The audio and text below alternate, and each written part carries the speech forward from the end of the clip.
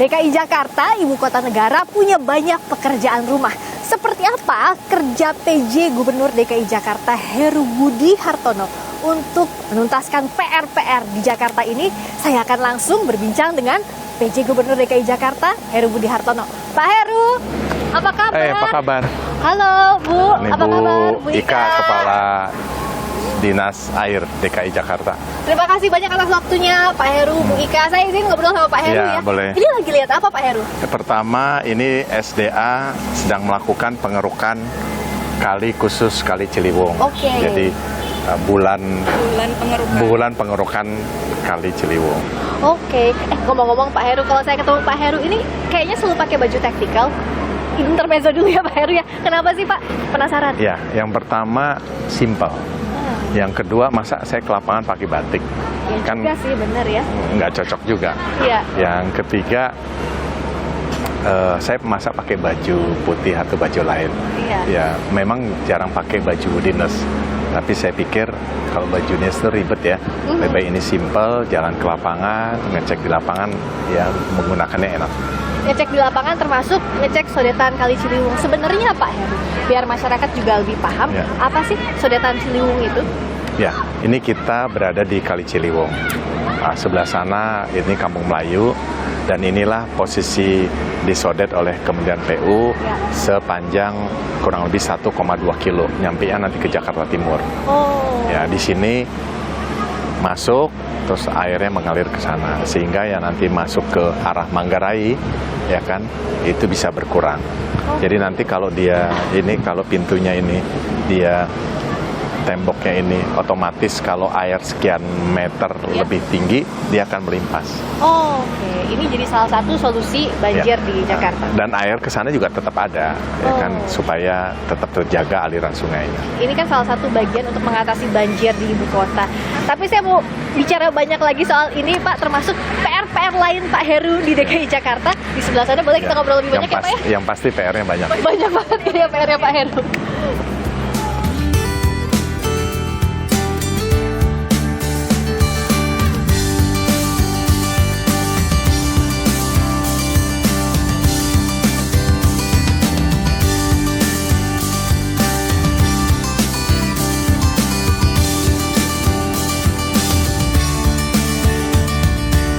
Terima kasih banyak sudah berbincang di Kompas TV. Kita ini ada di sodetan Kali Ciliwung. Kalau saya di sini tuh jadi ingat Pak Heru. Iya. Kan butuh proses lama ya, kurang lebih 11 tahun. Sempat mangkrak proyeknya, terkendala oleh pembebasan lahan saat itu. Tapi dengan perjalanannya bisa diresmikan oleh Bapak Presiden Jokowi pada Juli lalu. Seperti apa Pak Heru perjalanannya? Ya, terima kasih. Yang pertama, sodetan itu sangat diperlukan untuk masyarakat Jakarta dalam mengatasi banjir. Saat itu 2012 kalau tidak salah Pak Joko Widodo, beliau sebagai gubernur menginisiasi untuk melakukan sodetan itu. Dan waktu berjalan tentunya banyak mungkin hal-hal kendala, saya tidak tahu saat itu ya. Lantas begitu saya masuk di tanggal 17 Oktober tahun lalu, salah satu tugas dari beliau adalah menyelesaikan atau mengatasi banjir. Nah, poinnya adalah salah satunya adalah selesaikan sodetan Kali Ciliwung. Nah, pada saat itu memang belum selesai dengan sempurna, dan sodetan yang sekarang Mbak Friska kita tempati ini kalau di ujung sananya belum selesai, Ya. kan belum tidak bisa digunakan. Nah, itu tentunya bersama dengan saya minta Pak Wali Kota, Pak Lurah dan seluruh pejabat DKI, dibantu juga Pak Dandim dan Pak Polres Jakarta Timur untuk mensosialisasikan. Yang pertama adalah area itu adalah sangat dibutuhkan masyarakat untuk menyelesaikan banjir. Dan berikutnya ada 1-2 pemilik SPPT saat itu, ya kita jelaskan bahwa itu adalah bagian dari kewajiban. Nah, berikutnya juga masih ada beberapa warga yang tinggal di sana, kita berikan solusi, sebagian mereka mau pindah ke rumah susun. Ya, alhamdulillah semuanya bisa berjalan dengan baik. Alhamdulillah bisa berjalan dengan baik sampai sekarang. Tapi kalau kita lihat kan sekarang cuaca masih sangat panas ya Ya. Pak ya, masih belum musim hujan, tapi tentu harus diantisipasi. Sebenarnya seberapa signifikan Sodetan Ciliwung ini bisa mengantisipasi banjir, terutama di wilayah hilir Ya. Ciliwung? Terutama sodetan ini adalah membagi arus sungai ya, sungai ke Ciliwung, lantas ke sodetan ke banjir Kanal Barat. Nah, kurang lebih itu bisa 50 kubik per detik, 50 meter kubik per detik. Nah, itu sangat membantu dalam salah satu mengatasi banjir. Selain juga di Jawa Barat, yang kemarin diresmikan oleh Bapak Presiden ada dua lokasi waduk di sana, itu juga ditampung dulu di sana, jadi sudah berkurang dari hilirnya, terus turun ke Jakarta, masuk ke Ciliwung terbagi dua, yang masuk ke tadi sodetan kali banjir Kanal Timur, langsung sebagian adalah masuk di Ciliwung. Nah, tentunya sangat signifikan untuk bisa membantu mengurangi dampak banjir. Ini yang diharapkan ya, terutama Ya, mudah-mudahan oleh warga bisa DKI. teratasi banjirnya.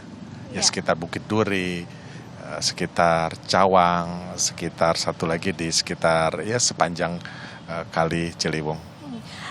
Izinkan saya juga bertanya Pak, bagaimana kalau dengan normalisasi Ciliwung? Seberapa vital kalau normalisasi Ciliwung untuk mengatasi banjir di DKI dan dibandingkan dengan Sodetan Ciliwung ini Pak? Ya. Kali Ciliwung tentunya merupakan bagian dari yang harus dinormalisasi. Sekarang ini DKI masih konsentrasi di 2 titik, Celitan dan Rawajati. Nah, itu mudah-mudahan bisa selesai dengan BPN terkait dengan status tanahnya, dan kalau itu sudah selesai nanti pembayaran dilakukan sesuai dengan hak-haknya warga, lantas PUPR akan masuk. Dan untuk menangani banjir ini juga kan ada solusi terpadu, National Capital Integrated Coastal Development atau NCICD. Nah, ini seperti apa NCICD ini diterapkan dan juga urgensinya NCICD ini seperti apa Pak Heru? Pertama, NCICD itu salah satu adalah mengatasi dampak banjir atau ancaman banjir dari laut yang dinamakan ROP. Jadi air laut tinggi, daratan lebih rendah, maka NCICD itu patut dilaksanakan. Tentunya Pemda DKI akan melaksanakan ini secara bertahap, yang kurang lebih tahun depan sudah mulai, dan secara bertahap tentunya perlu waktu panjang ya, karena begitu panjang pantai utara Jakarta. Untuk banjir sudah ada kerja keras tadi yang dilakukan Pak Heru, berikutnya juga kan masih ada yang harus dituntaskan kalau kita bicara soal polusi dan juga tata kota. Penghijauan ini bagaimana yang dilakukan oleh Pemprov DKI Jakarta, tapi dijawabnya izin usai jeda Pak Heru. Kami akan segera kembali di Titik Pandang sesaat lagi.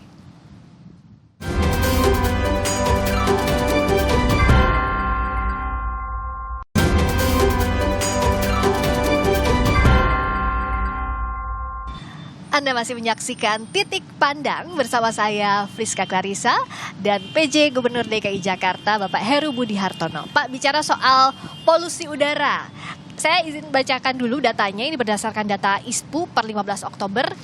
Kalau kita lihat daerah-daerah di DKI Jakarta, di Jakarta Timur misalnya indeks kualitas udaranya 132, Jakarta Utara 82, Jaksel 72, Jakbar juga 66. Artinya masih dikategorikan buruk. Apa yang jadi masalah utama Pak bisa terjadi seperti ini? Ya, pertama memang itu adalah polusi udara yang memang menjadi tantangan buat Pemda DKI, bahkan mungkin Jabotabek. Di sisi lain itu, yang kedua adalah memang cuaca yang panasnya luar biasa dan mungkin lebih panjang. Namun demikian, Pemda DKI tidak mengabaikan itu, artinya berusaha supaya mengurangi dampak polusi itu bisa berjalan dengan baik. Yang pertama, kami Pemda DKI membentuk Satgas, itu terdiri dari dinas-dinas terkait, Dinas Kesehatan, Dinas Perhubungan, Dinas Lingkungan Hidup, yang setiap minggu diupdate. Bagaimana langkah-langkahnya? Langkah-langkahnya antara lain sesuai dengan hasil rapat di Menko Marves, setiap gedung-gedung tinggi bisa membantu mengurangi polusi dengan salah satu poinnya adalah water mist. Kalau ditanya signifikan tidak? Ya memang kalau dianggap kota Jakarta yang luas ini persentase ada. Tapi kalau kita usahakan dari segala sisi kan minimal kita bisa berusaha mengurangi satu. Yang kedua bersama Kementerian Lingkungan Hidup mengecek pabrik-pabrik yang memang polusinya melebihi dari ambang batas. Diberikan peringatan, diedukasi supaya mereka bisa untuk mengikuti aturan yang ada. Yang ketiga adalah tentunya dihimbau untuk masyarakat bisa beralih ke transportasi umum. Nah, yang kelima adalah jangka panjangnya penanaman pohon itu, menambah ruang terbuka hijau. Jadi berbagai item, berbagai sisi kita usahakan untuk bisa mengurangi polusi. Dan solusi jangka pendek sampai jangka panjang ini memang harus dilakukan bersama-sama. Sejauh ini progresnya seperti apa, Pak? Contoh misalnya water mist, memang jangka pendek bisa terus. Namanya water mist ini tahun depan kan kita ketemu lagi musim kemarau. Akan berulang. Nah, jadi diusahakan kalau bisa sekomplit mungkin, sebanyak mungkin water mist itu ada. Yang berikutnya tadi bertahap kita mengurangi pabrik ataupun sesuatu yang berdampak melebihi tadi ambang polusi. Jangka panjangnya secara bertahap kita harus mengurangi kendaraan pribadi yang memang cukup tinggi kenaikannya kan. Ya, betul. Kalau menurut informasi itu kalau kendaraan pribadi roda 4 tuh kenaikannya dari 4 juta menjadi 6 juta. Kurang lebih seperti itu. Jauh sekali lonjakannya itu. Ya, nah, secara bertahap tidak bisa langsung tahun ini atau tahun depan, dan mengatasi polusi, mengatasi transportasi ini perlu kesinambungan terus-menerus. Ya tidak bisa jangka pendek terus kelihatan hasilnya. Untuk jangka panjang misalnya, ada juga kawasan unggulan dan Jumat menanam. Ini Pemprov DKI melihat akan signifikan juga kah untuk menangani polusi? Iya. Tentunya ruang terbuka hijau itu tuntutan yang kita harus tambah. Nah, saya meminta kepada lurah camat untuk bisa terus bertambah ruang terbuka hijau, kecil maupun besar maupun sedang. Biasanya secara bertahap. Nah, 1 tahun ini Pemda DKI sudah menanam pohon 77.363 pohon yang kita tanam. Nah, ruang terbuka hijau sudah 500 sekian ruang terbuka hijau yang kita tambah. Kurang lebih 534 lokasi taman. Selain itu, kita rawat juga taman-taman yang sudah ada. Air Petra dan yang lain kita revitalisasi, kita rawat supaya tentunya taman itu bisa mendapatkan tambahan. Oke, jadi kalau ruang terbuka hijaunya sudah tadi ada tambahan 500 lebih, ini bisa jadi jumlah yang signifikan kalau kita bandingkan dengan sebelumnya ya. Maka dari itu setiap tahun kita harus menambah ruang terbuka hijau. Oke, jadi ini akan terus tidak berhenti sampai sekarang untuk ruang terbuka hijau. Maka ada namanya Jumat Menanam. Wali kota, bupati, teman-teman dinas harus melakukan itu. Termasuk juga swasta. Tadi Pak Heru juga bilang bahwa ini bukan hanya tugasnya Pemprov DKI Jakarta, tidak bisa sendirian ya Pemprov. Pak Heru, bagaimana masyarakat bisa aktif berpartisipasi lebih dalam lagi untuk membuat ruang terbuka hijau? Swasta sudah banyak membantu, ada beberapa dan banyak lah swasta itu membantu menanam pohon bersama, lantas di tempat-tempat ruang terbuka hijau, tempat mereka sendiri menanam. Cuma memang kan namanya menanam pohon belum kelihatan besarnya, belum kelihatan tumbuh. Tapi yang saya tanam itu pohon yang seperti ini nih, yang bisa 2 meter, 3 meteran di sebelah Mbak Friska itu kita tanam. Mungkin 2-3 tahun lagi baru bisa mendapatkan dampak positifnya. Dan untuk lahan-lahan milik Pemprov DKI Jakarta itu memang diwajibkan itu ya Pak ya? Sudah pasti kita tanam. Sudah pasti, walaupun sudah ada tanaman yang ada pohon, kita tambahkan, kita rapatkan. Jadi yang misalnya jaraknya tadinya 5 meter, jaraknya 2 meter sudah ada pohon. Seperti milik Dinas Taman di Jagakarsa itu kan menambah kurang lebih sekian hektar, langsung kita tanam. Oke, dan menarik juga tadi soal Jumat menanam, dikaitkan juga dengan ketahanan pangan. Apa sebenarnya yang bisa ditanam oleh masyarakat jenis-jenisnya Pak? Di dinas atau di DKI itu ada 2 sumber yang menanam pohon. Yang pertama adalah dinas taman, yang kedua adalah dinas KPKP, itu terkait dengan tanaman-tanaman yang menghasilkan seperti sayuran, termasuk juga tanaman yang menghasilkan buah-buahan. Nah kalau dilihat, ya tempat-tempat lahan kosong pasti kita tanam yang sayur-sayuran dan yang memang dibutuhkan atau menghasilkan buah dia. Nah itu udah banyak Mbak. Kalau dihitung itu mungkin bisa 4,3 juta pohon tanaman, maksud saya 4,3 juta tanaman. Jadi kalau kita bicara soal polusi ini kan beberapa waktu terakhir banyak dibicarakan masyarakat, dikeluhkan oleh masyarakat. Ini tidak bisa selesai dengan satu solusi saja ya Pak? Tidak Ya, bisa pasti. One single solution, Ya. tapi juga harus berkesinambungan. Sejauh ini koordinasi lintas kementerian lembaga dan juga Pemprov DKI Jakarta seperti apa pemerintah Ya. daerah dan pemerintah pusat? Ya, tentunya khususnya Kementerian Lingkungan Hidup. Lantas yang berikutnya Kementerian Perhubungan Ya. membantu mengkonektivitas transportasi dengan pemerintah pusat. Ada sekarang sudah berjalan kereta api cepat, LRT Bekasi, LRT dari Bogor. Toh DKI juga menambah juga nanti LRT yang Rawamangun sampai dengan Manggarai. Itu kan terus kita tingkatkan konektivitasnya supaya warga itu nyaman untuk menggunakan kendaraan umum. Nah iya, agar warga nyaman, kalau nyaman otomatis juga akan mengurangi Ya, polusi insya udara Allah ya. bisa mereka tertarik untuk menggunakan kendaraan umum. Tidak kalah penting, selain polusi tadi kita sudah bicara banjir, tapi juga bagaimana pertumbuhan ekonomi dan stunting. Nah, Iya, untuk iya. membahas ini, usai jeda kita akan bahas lebih banyak lagi masih dengan PJ Gubernur DKI Jakarta, Heru Budi Hartono di Titik Pandang. Sesaat lagi.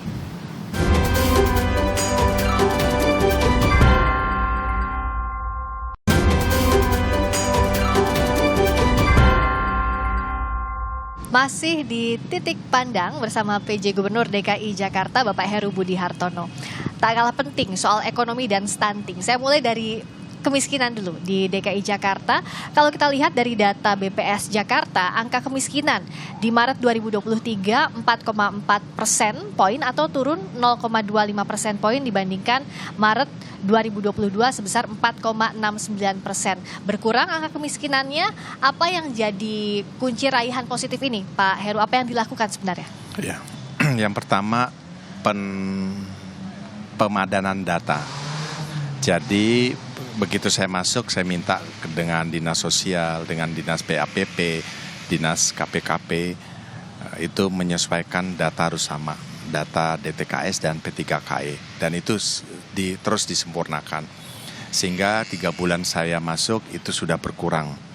Yang tidak patut mendapatkan artinya mereka mampu dan tidak patut ya kita keluarkan. Dan saat ini bulan-bulan ini sekali lagi data P3KI dan DTKS kami padankan lagi dan terus terkoreksi. Mungkin cukup banyak yang memang klasifikasinya itu memang harusnya mereka di kelas yang mampu. Nah ini sedang dilakukan bersama dengan Kementerian Sosial. Nah tadi terkait dengan kemiskinan ya. Nah itu datanya kita gunakan melalui dari P3KI dan DTKS. Artinya kami Pemda DKI mencari benar-benar warga yang memang benar-benar miskin, yang memang klasifikasi dan syarat-syaratnya itu ada di Kementerian Sosial. Yang dimaksud dengan miskin adalah A, B, C. Dan itu kita bantu, kita berikan bantuan-bantuan sosial. Nah berikutnya adalah kalau kemiskinan itu sudah pasti kita harus intervensi di sana supaya kemiskinan, kedalaman miskinnya itu tidak bertambah. Bagaimana caranya? Kita berikan bantuan sosial, bantuan KJP, bantuan tambahan makanan, bantuan lainnya yang memang mereka supaya bisa survive, tetap tidak jatuh lagi lebih dalam dari status mereka kemiskinan. Bagaimana detailnya soal intervensi bansos yang diberikan oleh DKI Jakarta dan juga subsidi yang diberikan? Ada Kartu Jakarta Pintar Plus, ada KJP Kartu Lansia Jakarta, ada Kartu Jakarta Mahasiswa Unggul. Praktiknya seperti apa Pak? Ya tentunya pintunya adalah di data tadi. Saya ingin data DTKS memang benar-benar akurat. Tinggal kita masuk nanti di desil 1, desil 2, desil 3. itu kemiskinan berdasarkan ranking.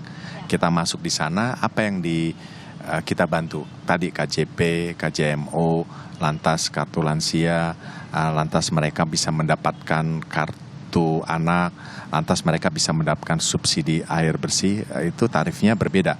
Termasuk juga subsidi pangan, termasuk juga mereka bisa diberikan gratis transportasi. Nah, sehingga mereka bisa, nantinya kita harapkan mereka bisa mandiri, bisa menyalurkan anaknya, sehingga anaknya bisa mandiri dan terus terlepas dari status tadi. Jadi jangka panjangnya memang untuk kemandirian warga juga, tidak hanya bantuan saat itu saja ya Pak? Iya, terus termasuk sekolah kan kita berikan yang terbaik. Ya. Sehingga mereka bisa belajar dengan baik dan bisa bekerja dan mandiri nantinya. Tadi kan bicara soal kemiskinan, tapi kalau kemiskinan ekstrim di Jakarta seperti apa sih Pak Heru? Mudah-mudahan tidak ada ya, karena data BPS itu kalau memang pun ada ya kita cari, kita rawat. Yang dimaksud kemiskinan ekstrim antara lain tidak bisa membelanjakan dirinya sendiri itu melebihi dari Rp11.000, ya kan? Toh sekarang kalau dibilang miskin ekstrim ada, dia tidak bisa membelanjakan. DKI ya saja dengan data yang ada, KJP aja sudah Rp250.000 kalau dirupiahkan. Lantas kartu Jakarta Sehat 37.800 per bulan per orang. Lantas tambahan makanan itu kan kalau kita hitung berapa selisih makanan murah itu, misalnya telur, daging segala macam, artinya hari-hari mereka bisa makan. Jadi kalau bisa kita katakan spektrum yang dibenahi ini tidak hanya kuantitas tapi juga kualitas hidup ya Pak ya? Termasuk juga memberikan bantuan di RW-RW kumuh, sarana prasarana, saluran, septic tank, jalan, terus supaya mereka bisa hidup dengan baik, lantas sinar matahari bisa masuk sehingga bisa mengurangi dampak TBC gitu kan, karena kurangnya udara, kurangnya matahari, ini kita bantu supaya mereka tidak terkena yang namanya TBC, tidak masuk juga anak-anaknya dalam kondisi stunting dan seterusnya.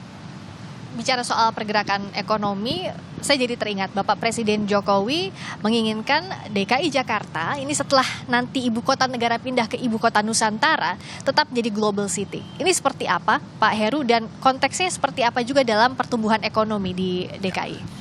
Pertama, DKI tentunya harus menjaga inflasi. Sumbangannya itu kalau kita tidak jaga menjaga inflasi 17% dari nasional. Ya. Yang berikutnya, pertumbuhan ekonomi masih tetap di Jakarta, sehingga perlu semuanya infrastruktur kita rawat, kita jaga. Lantas tadi Mbak sampaikan apa tadi? Untuk pertumbuhan ekonominya seperti apa setelah ditetapkan sebagai global city nantinya? Nah, global city. Nah, masuk ke global city itu kan ada kriteria sebuah kota. Kota itu harus transportasi yang mencukupi, harus nyaman, ya. Tadi kita sudah bicara di depan. Lantas masyarakatnya harus tinggal dengan nyaman juga. Mereka merasa nyaman bekerja hari-hari. Lantas ruang terbuka hijaunya bisa cukup. Nah, arah-arah itulah yang kita akan ambil menjadi sebuah kota global city di mana rankingnya mudah-mudahan bisa ranking yang cukup baik. Ya, selama ini kan cukup jauh ranking itu, saya akan coba meningkatkan ranking itu tadi dengan ketahanan pangannya, dengan masyarakatnya bisa mandiri, dengan masyarakat ini kita lihat anak-anak bisa bermain dengan baik, ruang terbuka hijaunya cukup, lantas belajar mereka dengan sempurna, sekolahnya fasilitasnya cukup memadai, antara lain transportasinya sudah banyak, MRT ada, LRT ada, bus Transjakarta cukup, TOD-nya bagus gitu. Ya, jadi berbagai aspek tadi harus dipenuhi untuk menuju global city. Kita perbaiki, kita tambah supaya ranking Jakarta itu bisa menjadi lebih baik.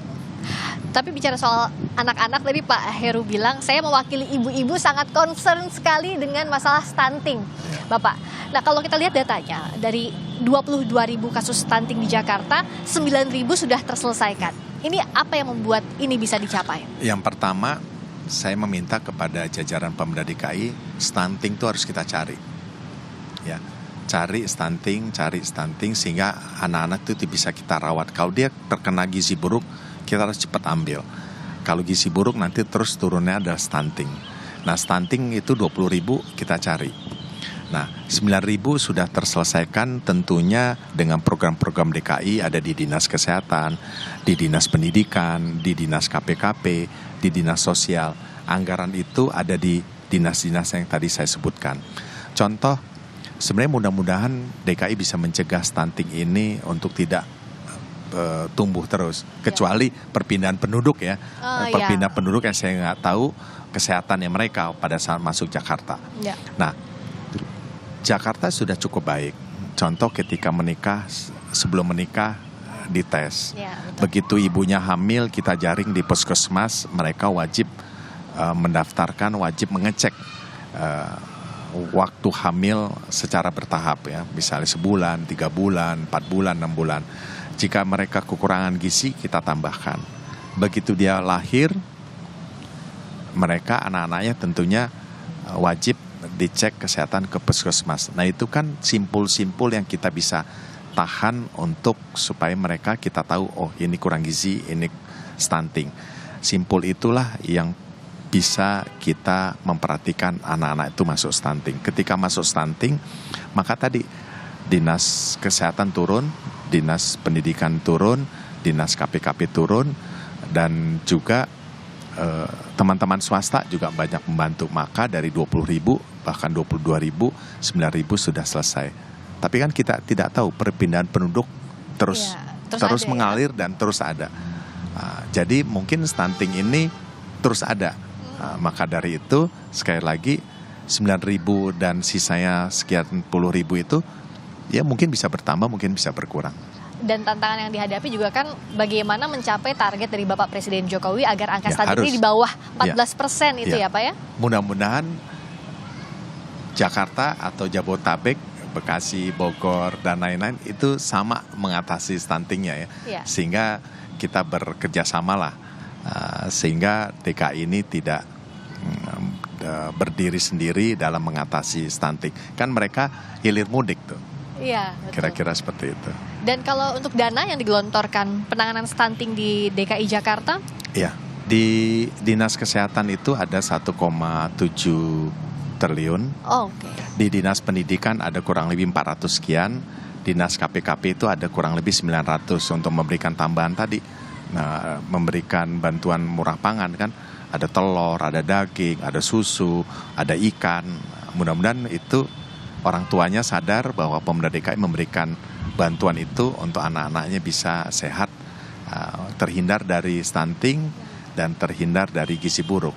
Nah, biasanya stunting itu tidak selesai, itu yang anaknya ada sakit turunan, sakit bawaan. Oh, bawaan ya. Selain dia stunting, dia ada sakit yang memang perlu dicermati dan diobati dan diawasi terus-menerus. Biasanya kalau hanya kurang gizi atau kurang dia stunting, tidak ada penyakit bawaan, itu cepat sembuhnya. Dan kita harapkan artinya tidak hanya dari pemerintah Provinsi DKI Jakarta saja, tidak hanya dari sisi pemerintah, tapi juga warganya juga mengetahui, edukasi juga perlu dilakukan. Jadi gini, kadangkala yang susah itu bagi pemerintah daerah, bantuan sampai ke orang tuanya, sampai ke ibunya. Tapi anaknya mau makan itu enggak. Oh, oke. Nah, ini yang menjadi kendala. Nah, bahkan unvolunteer itu atau warga yang sukarela mendampingi itu kesulitan di situ kita lihat. Misalnya diberikan telur. Nah, telur itu anaknya mau makan nggak? Telurnya sudah direbus, kalau nggak mau makan ya buat ibunya. Tapi kan tujuannya berarti tidak tercapai. Baik. Jadi bagaimana di itu sampai kendala, ke anaknya? Sampai dimakan. Sampai dimakan ke anaknya. Itu yang diharapkan agar ya stunting ini angkanya bisa mudah-mudahan menurun jauh. Berikutnya juga masalah kemacetan nih Pak Heru. Tadi kita sudah bicara soal polusi sebenarnya, tapi lebih detail lagi soal kemacetannya. Seperti apa langkah-langkah Pemprov DKI Jakarta untuk menanggulanginya, kita bahas di Titik Pandang sesaat lagi.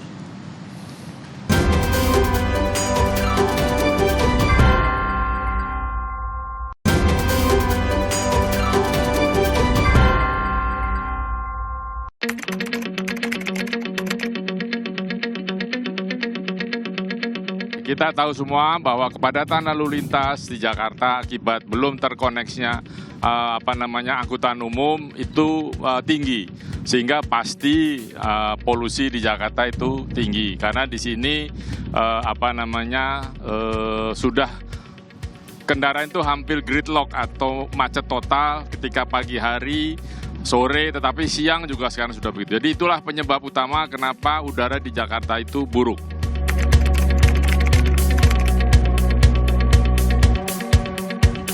Salah satu yang digunakan di seluruh dunia itu adalah untuk mengurangi polusi dan kemacetan adalah transportasi umum. Jakarta sudah punya banyak transportasi umum yang baik juga nyaman gitu ya. Kalau transportasi umum yang baik itu biasanya pindah dari satu titik ke titik lain untuk tujuan kita itu 3 kali pindah angkutan umum plus jalan kaki 500 meter. Itu baru bisa kita anggap baik. Nah sekarang kita first sama last mile-nya itu yang berat.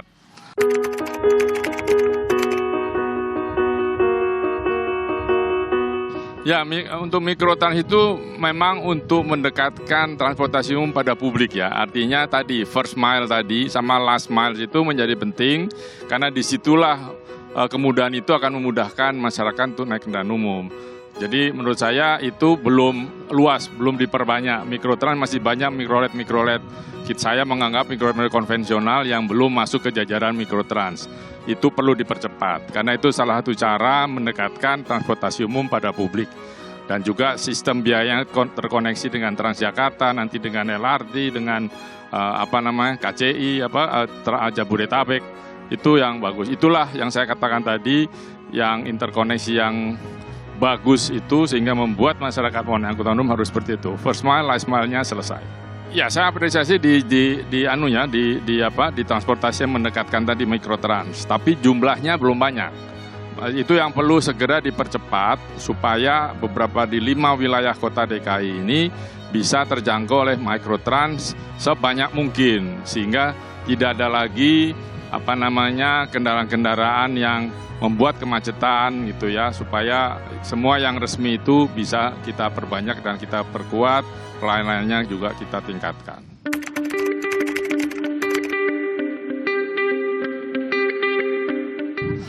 Kebijakannya untuk mengatasi polusi itu sudah cukup baik menurut saya. Kita tahu di sekitar DKI banyak sekali pabrik-pabrik home industry ya.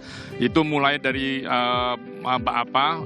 bakar kabel, mau diambil tembaganya, mulai ada bakar batok kelapa untuk jadi arang dan sebagainya, itu banyak di sekitar Jakarta.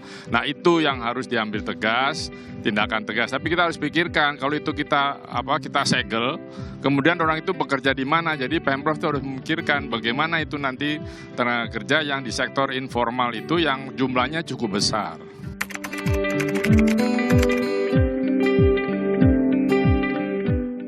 Ya, saya sih melihatnya itu sebuah hal yang baik ya, sehingga penanaman pohon itu harus wajib, jangan dihimbau. Menurut saya PJ Gubernur harus mewajibkan seluruh pemilik gedung, pemilik lahan yang kosong, tanamlah. Ya, jangan dibiarkan itu terbuka menjadi tempat pengumpulan puing, lalu menjadi tempat parkir dan sebagainya. Jadi intinya penanaman pohon harus terus dilakukan karena kita berpacu dengan kondisi perubahan iklim yang semakin nyata, dan salah satu yang bisa mengurangi, sekali lagi mengurangi, itu adalah penghijauan. Ya, harus diwajibkan dan juga nanamnya jangan dari yang kecil, paling tidak sudah setinggi 2 meter sehingga mempercepat dia tumbuh menjadi sebuah pohon. Kalau bisa dicari pohon-pohon yang bentangannya itu melebar, daunnya itu lebar. Kalau yang kecil-kecil itu sering membuat kotor, dan itu kalau pasukan pembersihnya tidak rajin itu bisa menyumbat saluran air, menyumbat drainase sejenisnya dan sebagainya. Sekarang kan kita sudah menghadapi perubahan iklim ini, kondisi sekarang suhu mungkin rata-rata sudah 35 derajat, panas sekali, dan itu bisa dikurangi, karbon itu bisa dikurangi dengan penghijauan. Di mana ada tanah kosong, tanamlah. Di pantai-pantai Jakarta itu tanamlah mangrove untuk mengurangi hempasan ombak, lalu menggerus atau menahan air dari muara-muara yang lalu mengalir ke Teluk Jakarta.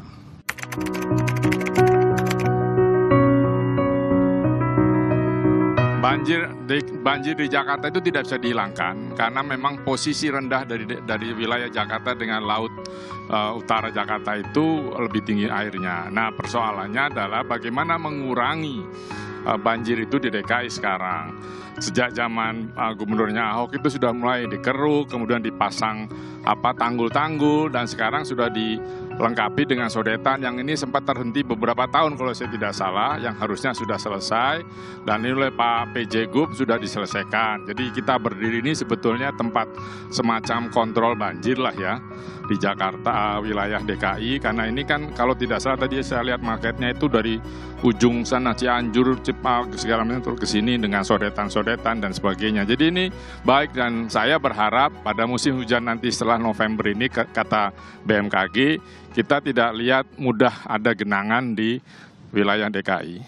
Masih di Titik Pandang, saya Friska Clarissa bersama PJ Gubernur DKI Jakarta Bapak Heru Budi Hartono. Bicara Jakarta, kemacetan ini harus dituntaskan, ini jadi harapan warga Jakarta Pak Heru. Kita baca datanya, kalau dari data TomTom Traffic Index, ini naik dari 34% ke 54% pada Februari 2023. Pertanyaannya, apa solusi yang paling rasional Pak Heru untuk mengatasi kemacetan di DKI Jakarta ini? Berarti orang yang ke Jakarta tambah banyak dong. Dari 34 menjadi 34% menjadi 54% kemacetan. Iya. Berarti roda 2, roda 4 berarti tambah banyak. Berarti masuk Jakarta orang tambah banyak. Perekonomian di sisi lain tumbuh kan kira-kira gitu. Iya. Ya memang momok sih. Transportasi ini menjadi hambatan kita semuanya.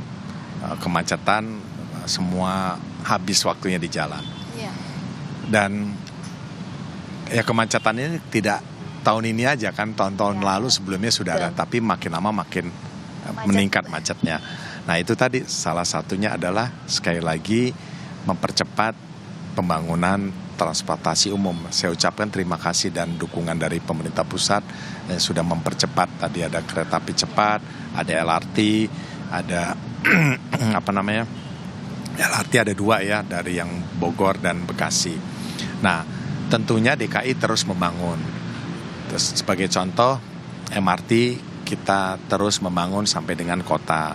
LRT yang milik DKI Jakarta kita bangun dari Rawamangun sampai dengan Manggarai. Terus berikutnya kita tambahkan feeder-feeder tadi, transportasi yang bisa menjemput warga sampai ke pemukiman, ke rumah, mendekati mereka. Itu tentunya kita tambah. Dan DKI mungkin di 2023 dan 2024 akan menambah Transjakarta bus, akan kita tambah. Tahun ini mungkin kurang lebih 50, tahun depan hampir sama. Memang konektivitas first mile-nya dan last mile-nya dari dan ke tempat tujuan itu ya Pak ya? Iya betul. Itu yang akan dikembangkan terus oleh Pemprov DKI. Nah mudah-mudahan ini bisa sedikit mengurangi kemacetan. Integrasi LRT, MRT dan moda transportasi lain itu terus dilakukan ya Pak. Ya, terus. Semoga akan terus bertumbuh sehingga kemacetan berkurang. Mudah-mudahan DKI juga bisa membangun dengan APBD-nya, membangun MRT dari sisi MRT-nya bisa mempercepat, dari sisi pemerintah daerahnya juga bisa menambah TOD, sekali lagi bisa lebih nyamanlah masyarakat.